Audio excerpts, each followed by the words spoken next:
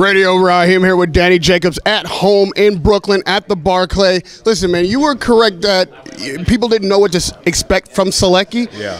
I did. And he delivered that. Yeah. Were you surprised? I was surprised that he was able to take certain shots because I was landing big overhand rights. He has a small head. And I was just like, man, once I hit this guy on his dome, it's going to be lights out. But he endured it. He gained my respect. I was able to still come forward and show different things. But at the end of the day, I just wanted to make sure the fans had a great show. So that's why I was out there ringing and banging. And, you know, we went out on our shield. And that's really all we can ask for. If you can't get a knockout, which you go in there expecting, at least you can do is go out and give these fans a great show. The first thing that was exciting was the speed. Yeah. Right from the opening bell, you're known as a fast fighter, but more so because of your technique. Yeah. Your skills get you the punch to the intended target. Yeah. This guy was fast. Did that pose a particular challenge for you tonight? Well, he wasn't the fastest that I've ever been in with. I just think he was a little awkward. You know, he was very, very awkward. I think if we use our jab and set a lot of things up, it would have been a lot easier. But when you're in the moment, when your emotions running high, I mean, that's a good thing about going at tapes. You know, when you're studying yourself, you can see exactly what you need to fix each and every time out. So I'm happy with the victory. But yeah, you know, we can do better. Obviously, this is boxing. Even if I would have got the knockout, we can always go back and say how I got the knockout better. So you can always fix things, and that's the key about being a true student of the game, which I believe I am.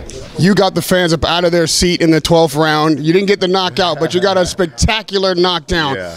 What brought that moment, and were you surprised when you saw him buckle after taking so many shots for 11 rounds up until that point? Well, I knew I was hurting him from the shots, and especially from our body shots. I knew that with his small frame, if I was to get a really good shot, it would definitely, you know, make an effect. So the only thing my trainer was telling me was just set it up with the jab. You know, don't just go out there trying to wing shots. And, you know, once we did, it was too late. It was the 12th round already, but we successfully got a knockdown. It was dramatic. The fans were on their feet, and I'm happy with the performance. And lastly, you're an elite fighter, and you're looking to put elite fighters in your scopes. Yes. You're trying to target big fights. You know, Sulecki is a solid fighter. Was there something that you learned tonight or something that you were able to work on tonight that would help you with those names like Charlo, Triple G, Canelo? Well, yeah, absolutely. We'll definitely go back to the drawing boards, and, you know, I'll go over exactly once I see the fight what I could have changed. But off the top of my head inside that ring, I think the ultimate thing was setting things up off the jab and working the body just a little bit more.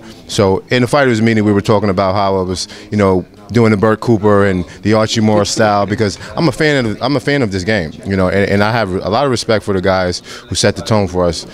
The guy had this opportunity now, so, you know, I want to be able to implement different styles, so I can work different things, whether it's a body or setting up different hard shots, whatever the case may be. I just want to be the best that I can possibly be. Before I let you go, man, can I show off your bling here? Can we? No, come on, yo, man. Come on, I know you, man. man. You usually dress tight, but that's something new and fresh. What are you doing? Is that something that Eddie Hearn brought to the game? I mean, is this your English? This is hard work and dedication.